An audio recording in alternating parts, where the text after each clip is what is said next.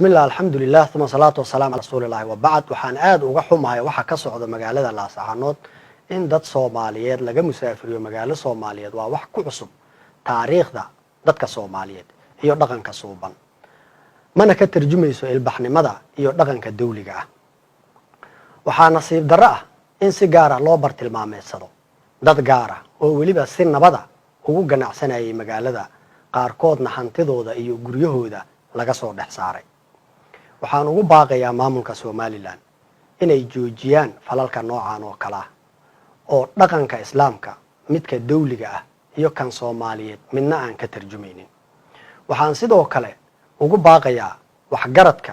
aqoon-yahanada isimada uqaasha hay'adaha u dhaqdhaqaaqa xuquuqda aadanaha iyo shacab weynaha reer Laascaanood inay doorkooda ka qaataan ayna ka aamusin falkan foosha xun وبالله توفيق والسلام عليكم ورحمة الله وبركاته.